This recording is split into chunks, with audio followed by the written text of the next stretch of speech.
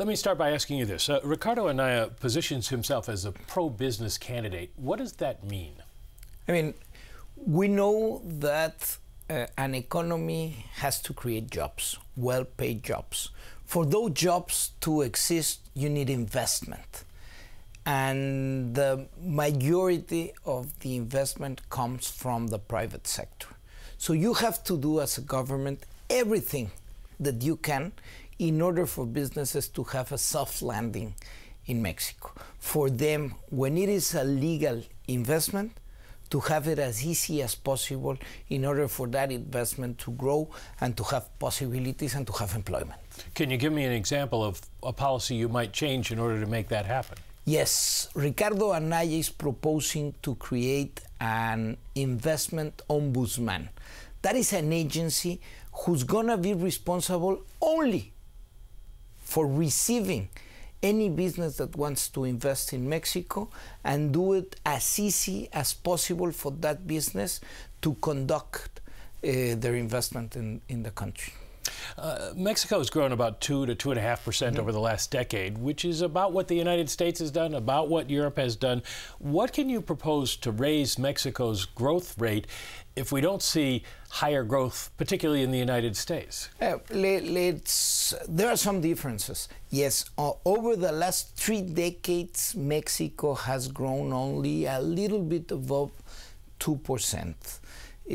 But Mexican demographic growth is different than the demographic growth of the U.S. Mexican demographic is different still than the United States. Most of the Mexican population today is on a productive age. So what we need is to have opportunities for all of those young people that want to work, that want to be entrepreneurs, to have the possibilities on really doing that. Only with a better, more efficient government spending, for example, on infrastructure, it is possible for Mexico to grow at least 1.5% more of our GDP every year. Only if we do our investment correctly on the things that we need. Mexico still has a lot of areas and sectors in order to develop. For example, Mexico's energy reform. And if we really put a lot of effort into clean energy, we have tremendous opportunities for growth. What do you think you can achieve in terms of GDP growth? Yeah, we haven't given a figure, but for example, we have today Mexico is really investing very few of its GDP into public and private investment. We have this goal to get to 2021 to get to 25% of our GDP on investment between private and public. If we do that, we are going to be growing at least at around 4% only because of investment. And we're going to do other things in order to boost our GDP growth. Well, how much has uncertainty about relations with the U.S., NAFTA, the steel tariffs, the border wall, hurt growth in Mexico? I mean, we need to put everything on the table. Yes, we need to talk about NAFTA. We have a codependency that is really crucial. I mean, the U.S. is the biggest market for the world, and obviously for Mexico, 80% of all our exports comes to the United States. But also for the United States, Mexico is very important. Let me put you, Michael, only one example. For Texas, exports from Texas to Mexico are larger than all exports of the United States to Japan.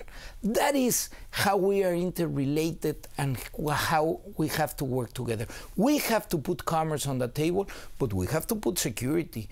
We have to put immigration and the defense of the dignity and of human rights of the Mexicans that are living here. We have to put Central America on the table. We have to put all the things on the table, and we have to discuss it as adults and as two countries that with Canada, we have the most competitive region of the world in our hands. Well, the Trump administration seems to feel Mexico needs the U.S. more than the U.S. needs Mexico. Given the relative size of the economies, do you disagree? I mean, of course, for Mexico, the U.S. is very important. But for the U.S., Mexico is very, very, very important. And if we do not see ourselves as real partners, and the maturity take us to have an adult relation, understanding what we both receive from each other, it is going to be very difficult to have a productive relationship. If any administration just sees Mexico as a dependent of the United States, it's going to be wrong. But not only wrong, it's not going to be the best idea in terms of what we can accomplish together. Let's talk about some of the policies you've put forward. The Anaya campaign and your coalition of left and right parties have pledged to double the minimum wage. Yes. How much per year, and by what year would you get there? Let me just put some figures, because in Mexico we don't only use but we abuse of the minimum wage. We use the minimum wage in order to have macroeconomic stability for many other variables, for example, for inflation.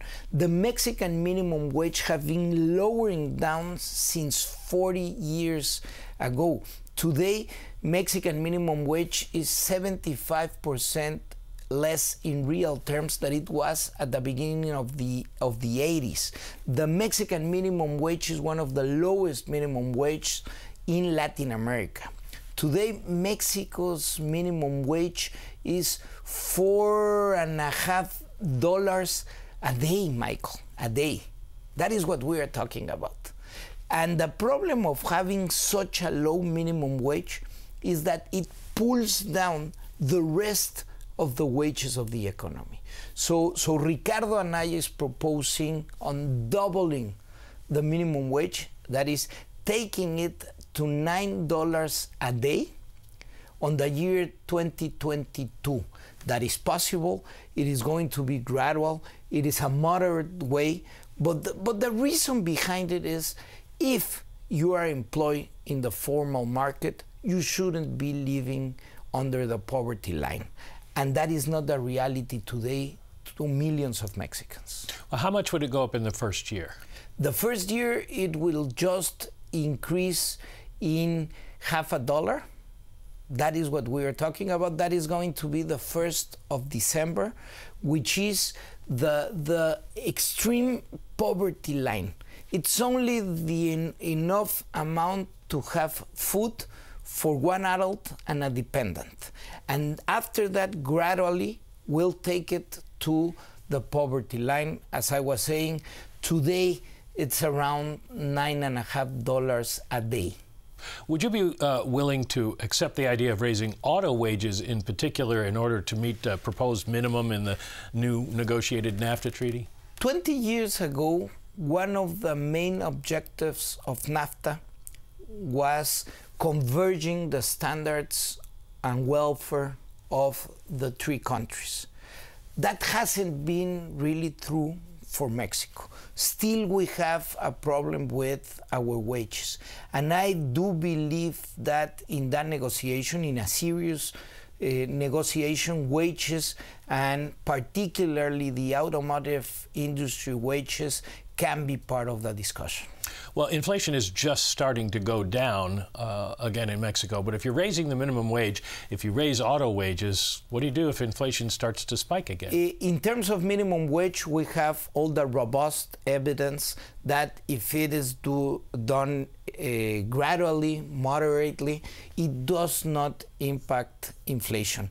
We have been gradually increasing the minimum wage at a rate that is a little bit higher than what we were acquainted, and the results are that it has not impacted inflation. Last year, inflation was impacted because of the oil prices.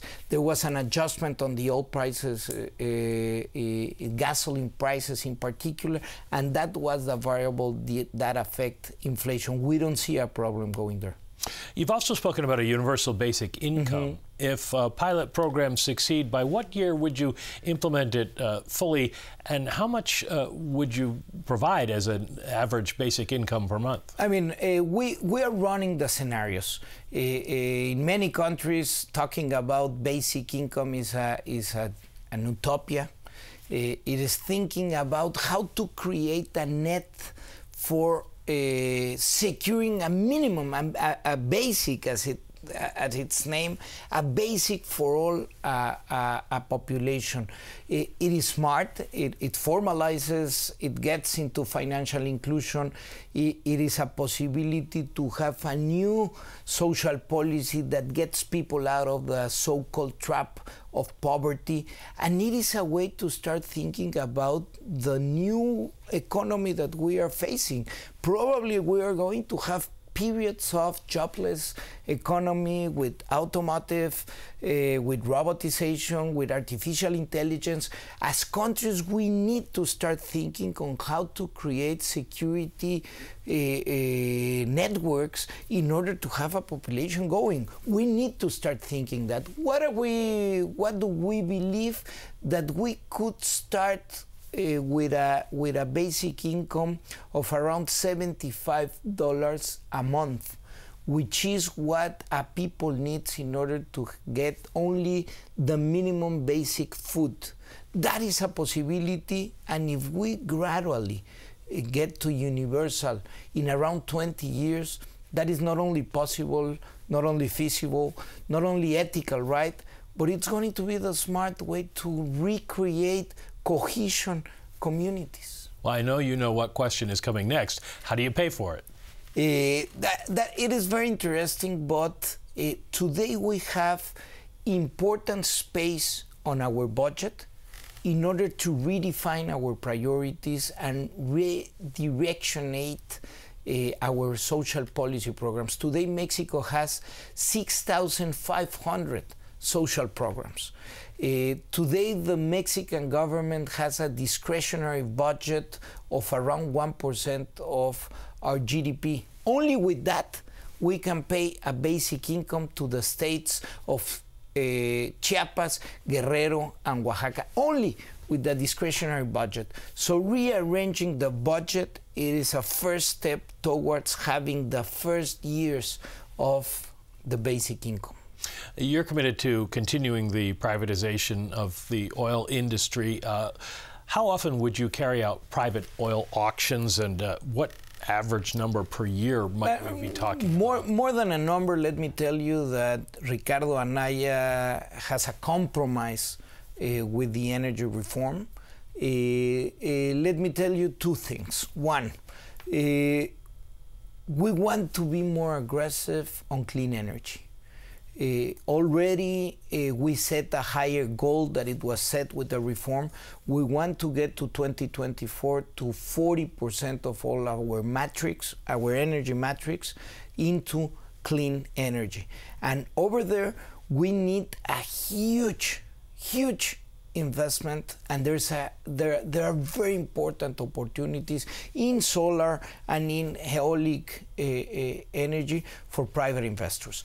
On oil in particular, until today, most of the auctions have gone to deep water. We have huge opportunities in shallow water and infield, and we believe over there, with a good implementation and with transparency, we have a huge opportunity for wealth and for the good being of the country. Well, you talk about the opportunities for the average Mexican and for Mexican business, and yet the polling discrepancies between you and AMLO have remained. They've gotten a little wider. Why do you suppose that is, and how do you close it with just a month to go?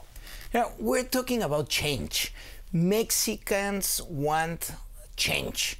80% of the population answered to the question, do you want to change? They want a change. The real question is, what type of change do Mexicans want, and how we are capable, Ricardo Anaya and his campaign, we are capable of explaining the real change, a modern change, a Mexico that sees the future, that understands the future with the variables of the future, or a change that wants to get Mexico to the past, to the past way in which Mexico was constructed. I think that is going to be the central question on our next election, and I don't have any doubt that Ricardo Anaya is the best possibility for the future of Mexico. But why do you think that message hasn't sold well yet? Do you think you've made some mistakes in campaigning?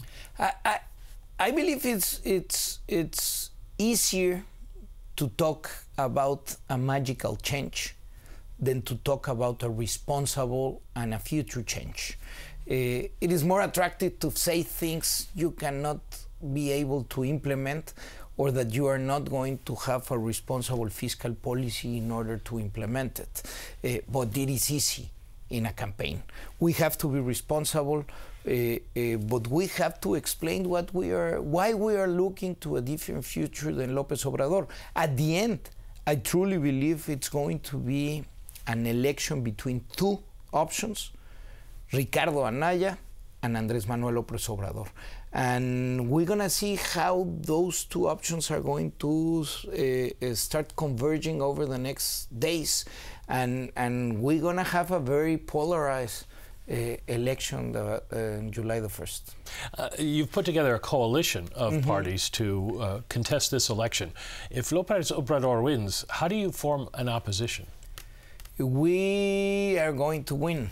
So that question, Michael, does not need to have an answer.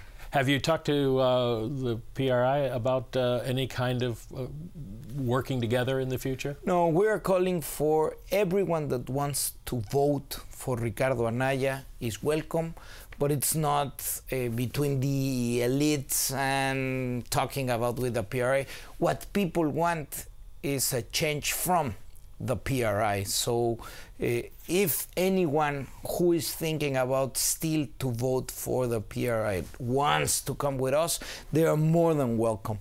But like an elite negotiation of the PRI going with Ricardo Anaya, that's not going to happen. Part of your job for the campaign is talking to various investors around the world about Mexico. What are they telling you about how they see this election result and what the reaction might be? I mean, yes, I need to talk with funds, with asset managers, with bankers, with anyone that is already invested in Mexico or that wants to invest in Mexico. Well, they are being precautious. They want to see what is going to happen. Some of the investment decisions have been stopped by now. They are, again, being very precautious.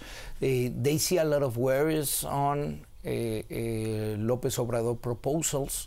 So they want to see what is going to happen. On the other hand, they want us to assure them that we are going to keep the macroeconomic stability and the possibilities for continuing Mexican growth. Is there a concern that money flows out of Mexico if Lopez Obrador wins? There's a concern, obviously. There's a concern for many of the things that we have constructed with a lot of effort along the last decades. Well, there is a concern. So there are concerns, obviously. Well, as a sort of a last question, is that based on personality, Lopez Obrador himself, do investors overall believe in Mexico now? You know, they believe in Ricardo Anaya. He's energetic. He's a 39-year-old, well-prepared. He sees the future. He sees and perceives how Mexico has to go into the future. And most of the people that I see, that I'm seeing right now in this trip to New York, they are really anxious to see how Ricardo Anaya might be the next president of Mexico. And would you be the next finance minister? I've been a public servant for 20 years. I would love to keep on serving Mexico.